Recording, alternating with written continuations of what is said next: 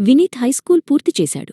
అందరి తల్లిదండ్రుల్లాగే అతనిని కూడా ఇంజనీరింగ్లో చేర్పించారు. వినీత్కు గాయకుడు కావాలని కల, కాని అతని తల్లిదండ్రులు దానికి వ్యతిరేకం.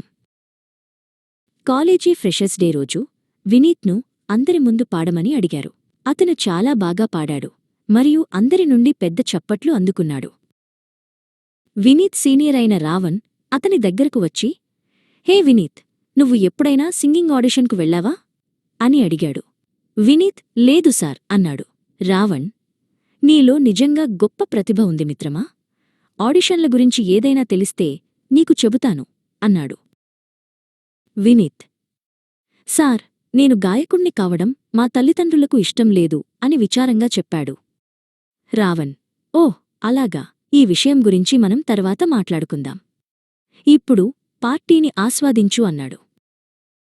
పరీక్షలు వచ్చాయి. వినీత్ చాలా కష్టపడి చదివాడు. కాని ఒక నెల తరువాత ఫలితాలు వచ్చినప్పుడు వినీత్ 6 సబ్జెక్టులలో 3 ఫెయిల్ అయ్యాడు.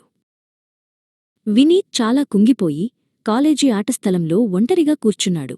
రావణ్ వినీత్ను చూసి, ఎన్ని మార్కులు వచ్చాయి అని అడిగాడు. వినీత్, నేను 3 సబ్జెక్టులలో ఫెయిల్ అయ్యాను అని చెబుతూ ఏడవడం మొదలుపెట్టాడు. రావణ్, ఇది నీ తప్పు కాదు వినీత్. ఒక సిలిండర్ మూతను క్యూబ్పై పెట్టమంటే అది సరిపోతుందా అని అడిగాడు.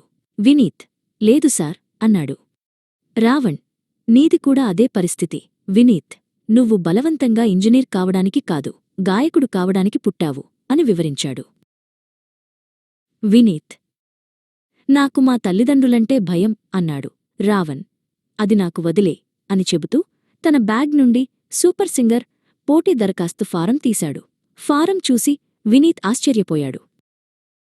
రావణ్ ప్రోత్సాహంతో వినీత్ పోటీలో పాల్గొని మొదటి బహుమతి గెలుచుకున్నాడు. తరువాత రావణ్ వినీత్ తల్లిదండ్రులతో మాట్లాడి వారిని ఒప్పించాడు.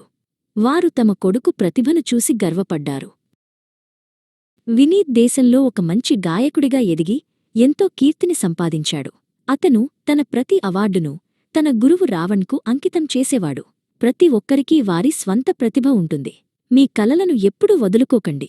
ఎందుకంటే మీరు మీ స్థానాన్ని కనుగొన్నప్పుడే నిజంగా రాణిస్తారు.